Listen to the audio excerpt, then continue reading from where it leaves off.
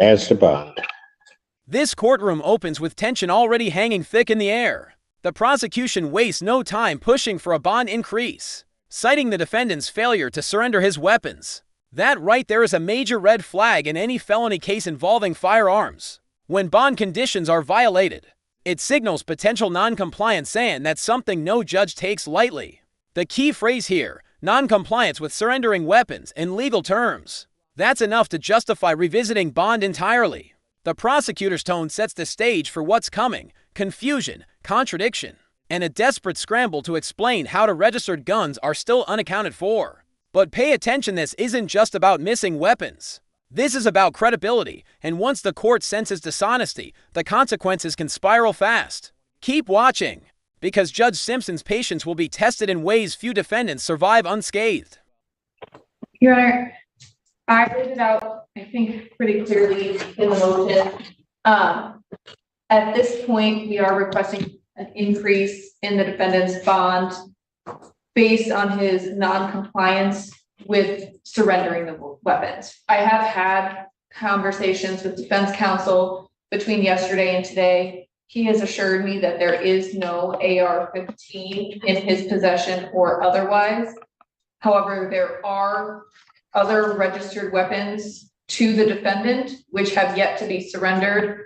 We are in the process of facilitating to have those be surrendered. However, they have not yet been surrendered. If I may, Your Honor. Yeah, well, I just want to clarify one thing.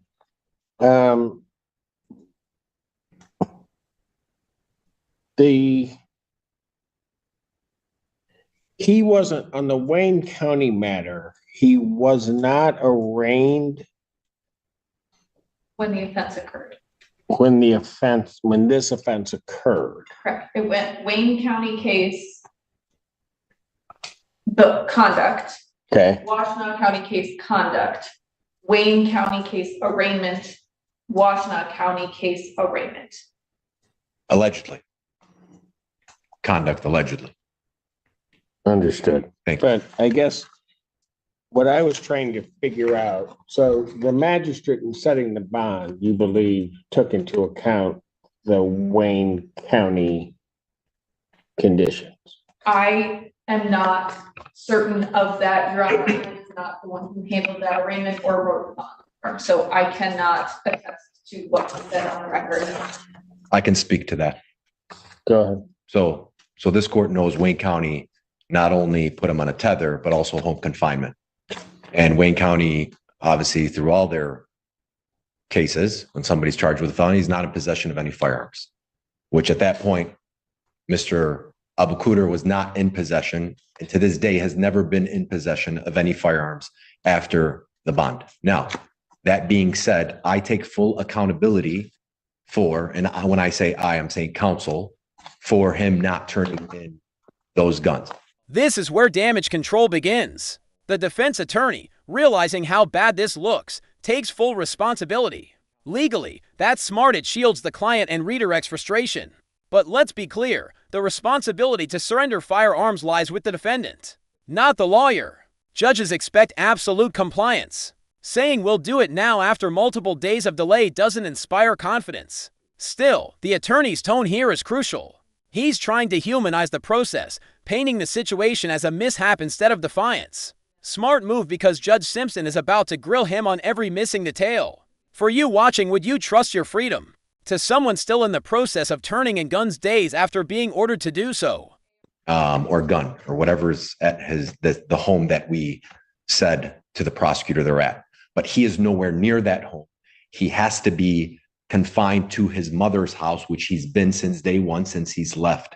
What I could tell the court is we had many issues with both Washington and Wayne. Why? He has two tethers on his ankles, one on each ankle.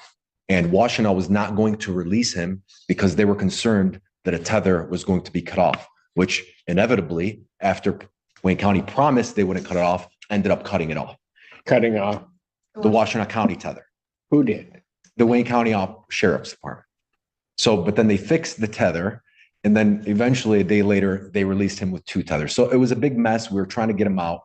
I had discussed with my client this rifle that was, and I believe a lethality or one of the reports that the allegation that the victim said. He said he's not aware of that. He doesn't have that. I left it at that. It's my fault.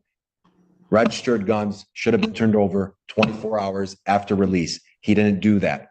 We are not willing. We are going to do that. I sent the email to the prosecutor, an email stating this is the address that they're at. If you want, Ann Arbor Police Department can come pick them up. We have no issues. We're at the court's mercy. We apologize. I know I'm talking too much, but I want you to know, Judge, it was very difficult getting him out. He definitely doesn't want to go back in. We agree he should have turned in the guns. I'm taking accountability. The guns will be turned over, or guns turned over to the Ann Arbor Police Department. Your Honor, he has not stepped foot outside of that home, other than today, actually, after he was released.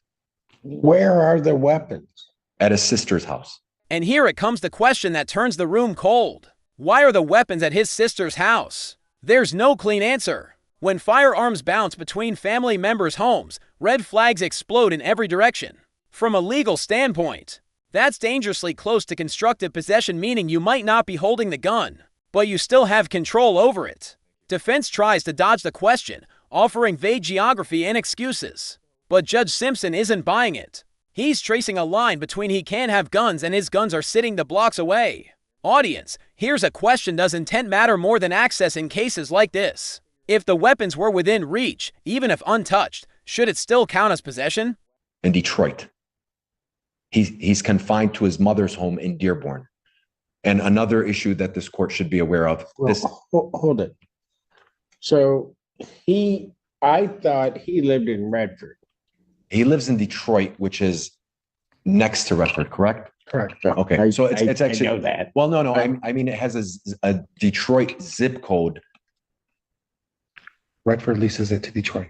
Okay, whatever. Redford leases it to Detroit. But anyway, so yes, it's Detroit address. 2 blocks away from that address, which currently the alleged victim actually stays at, his home in Detroit. 2 blocks away from that is his sister's home, right? He's nowhere near any of that, and he's all the way in Dearborn with his mother, where he's been since he's left the Wayne County Jail. And he's confined to that home. Now, I don't want to give you my opinion. But hold on. I'm trying to figure out, why are the weapons at his sister's house? Well, I can approach on that end. I don't want to say it on the record, but they were not taken to his sister's house during the Wayne County or Washtenaw County's the Washtenaw County case. They were not taken. They're there, Judge. That's okay. They were there prior. How many weapons are we talking? 1 or 2? Two. Is that what you have when it comes back that there are 2 weapons? I mean, I realize there's the AR. Information from Detective DeMille at Ann Arbor is that he has 2 registered pistols to him. He also noted that the victim noted to Ann Arbor police that he either had access to an AR-15 or had an AR-15 in his possession. Detective DeMille noted that you do not legally have to or required to register an AR-15. So the fact that it is not registered does not mean that he does not have one. Your Honor, may I approach briefly? Yes, you may. Thank you. I mean, well, before you do, so here's what I'm trying to figure out. Certainly there's that condition. There may have been delays in getting him out and all those other things. I'm trying to figure out, as we speak right now, why those weapons are not in the possession of AAPD. Judge Simpson's tone sharpens here. His patience is running out when he asks why the weapons aren't with police yet. It's not a question, it's an accusation in disguise. The system demands accountability, and this defendant's story keeps shifting. The attorney keeps saying, "We're going to do it," but that's not how compliance works. In bond court, time equals trust. Every hour that passes without proof of surrender chips away at credibility.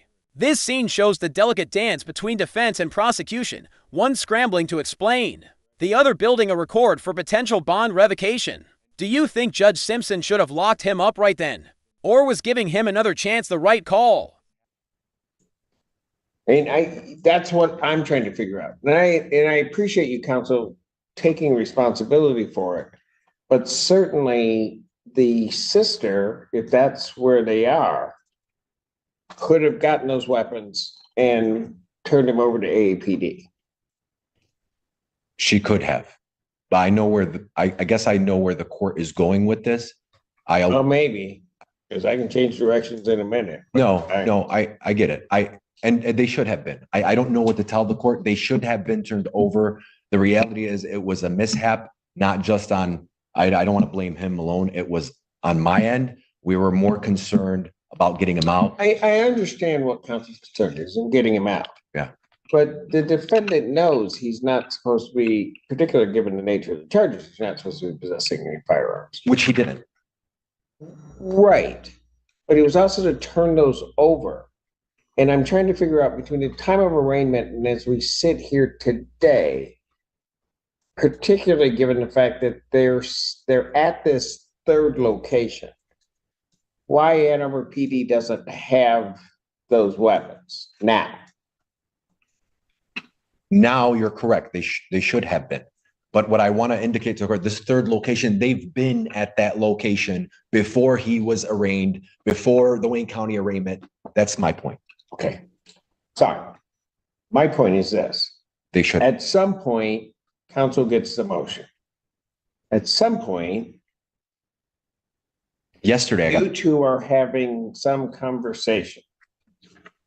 I'm trying to figure out, particularly if his liberty is in jeopardy, why I don't have those guns now. oh, I got the motion yesterday. I wasn't even aware of this. Honestly, just kind of slipped our mind about these guns, the bond that Magistrate Fink had put about the guns being turned over.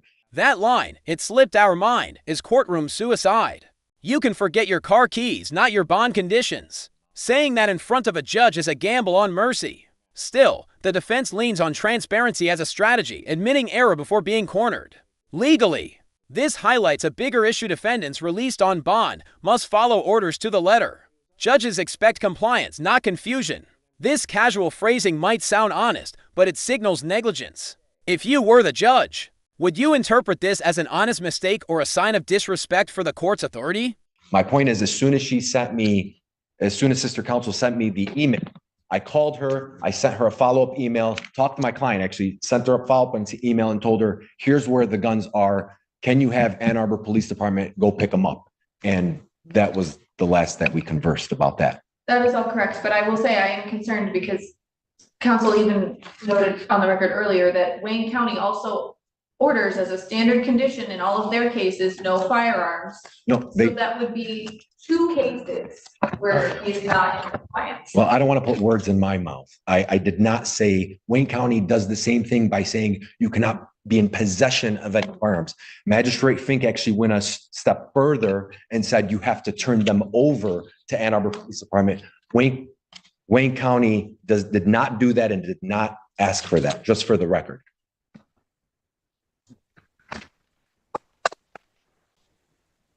I want the guns.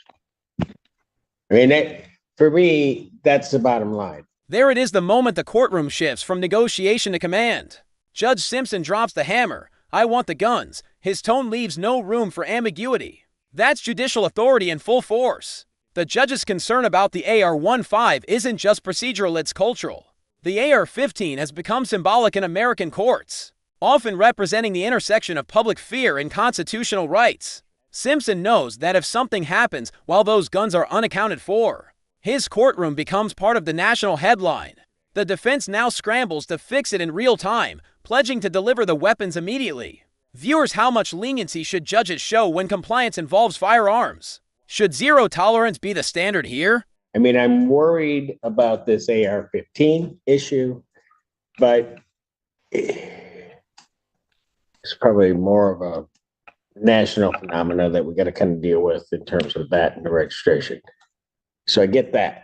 But the ones that are registered to him, I'm trying to figure out why they didn't travel with you guys or with somebody down here today to get them to Ann Arbor. Well, Your Honor, that's another thing. And Madam Prosecutor, I guess we don't know each other, but I did come hear this today early, and I told her somebody would have dropped them off like before court. And then she had indicated to me she was going to confirm with the police department on whether they wanted to pick them up, or I just have somebody come before we were even in front of you to drop them off. And that was the last we spoke. And before court was after the morning docket started, so I have not had an opportunity. To check. Correct. I mean, I had no problem. The email was sent yesterday, last night, if Ann Arbor Police Department wanted to pick up the guns. Your Honor, I will tell the court this. They will be Who? Okay. They will be here today. I mean, they'll go straight to Ann Arbor Police Department right now. I'll call. Now the tone shifts from tension to relief. The defense finally confirms the guns are en route to the police department. This moment feels like a sigh of relief for everyone, but remember, it's not victory, just damage control. The defendant's freedom now hinges on logistics. Will the weapons physically arrive before he leaves the courthouse? In bond hearings, this kind of real-time compliance is rare. You're watching the system in action, pressure, compliance, and verification all unfolding live. Would you call this accountability or desperation to avoid jail? Whoever family members can go pick them up, and I want the guns. we're going to get the guns too. Oh, I know. Oh. And so I need confirmation that those guns, that Ann Arbor will take them. Well, I know they will. I'm not, that's not going to be a problem. If they show up at AAPD, they're going to take them. Right. So I need those guns here before he leaves here. If I don't have the guns, he's not leaving. We'll do that now. Okay, let's go do that. I'm going to pass the matter and let Ann Arbor know that they're on their way. You go call whoever you got to call. They got to get down here. Got it. Thank you. Court's in recess. Okay, counsel, state your appearance. Good afternoon again, Your Honor. Hassan Hamadi on behalf of Ali Abukoder. State your name, Mr. Ali Abukoder. All right, Assistant Prosecuting Attorney Morgan Burroughs on behalf of the people. okay. And my understanding is we don't have confirmation yet. What I will tell the court is the individual is at the Ann Arbor Police Department. I contacted the Ann Arbor Police Department to say, hey, this is the vehicle that the guns are in. That's as far as you've got. Yep. I am awaiting confirmation, but as far as I know, they have arrived at Ann Arbor Police. They're facilitating the turnover now. Okay, so let me ask this, how many guns came down? There was in fact an AR-15. Yes. One AR-15 and one. Glock 19 or Glock 40, one of them. Well, I was told it was a Glock 19. Well, I don't care what you're told. I guess what registered under from the prosecutor's position, I believe there's a Glock 40 that's registered under his name. And there was a 9mm, I believe. There are two, according to Detective Jamil from Ann Arbor. Yes. There are two weapons that are registered to the defendant. One is a Glock 40 that was registered to him March 20th of 2020. The second is a Caltech 9 model P11 that was registered to him on April 12th of 2006. That makes sense, Your Honor. Which is actually corroborates what my client had indicated. The 6 weapon was forfeited to the Wayne County. He had at that time, a while back, he had a CCW case where they took the weapon and he never got that back. And then the 40, he did tell me he purchased a gun during COVID, which makes sense, 2020, which is the 40. But there is an AR-15 that is also in the vehicle with the 40. So a pistol, which is the 40, as well as the AR-15 is what's getting turned over. Which all he has. Do you have any other weapons? No. Okay. But didn't you say there was another one that was registered to him? The Caltech 9, which was registered to him in 2006. Okay, so that's the one that you're saying was forfeited. Correct. Okay, so there should be a Glock and an AR-15 that are turned over. That's correct. Okay. All right, so that everybody doesn't have to wait for this, and then forfeited. AR-15. and Glock. Some specificity. So here's what we'll do is we don't have to all wait here for confirmation. Confirmation to come through. Madam Prosecutor, if there's a problem, let counsel know. And we would set something at 1:00 tomorrow if that happens via Zoom. So to try to get everything straight regarding that before this proceeds on next week or in a few days for a preliminary exam. Understood. Okay. I would be an idiot to ask for this, but I feel like, Yeah. I feel like I was going to ask for this before this whole motion was filed. And I don't know if it makes sense. I already told my client, you're on home confinement in Wayne County, and then Washtenaw County put you on home confinement. I was going to ask Wayne County to take him off of home confinement, which I have not done yet, obviously. Your Honor, don't worry about it. I strike everything I said. I'm not going to ask for a bond issue right now, especially that the court has had mercy on us and kind enough to take care of us on the weapons. You have a wonderful day. All right. And let me just say this. Sir, your attorney's a very good attorney. And he's the only one that saved you from being locked up. This is the emotional climax. Judge Simpson's voice carries both authority and warning. The defendant narrowly avoids immediate custody because of his lawyer's quick thinking and honesty. That's rare mercy. The line, "he saved you from being locked up," isn't flattery, it's a legal wake-up call. For the audience, this moment underlines the power of representation. A skilled attorney can turn a near arrest into a second chance. But make no mistake, the judge is sending a message. You lied once, don't do it again. How would you handle a client who almost dragged you into contempt because of withheld information? I need you to understand that.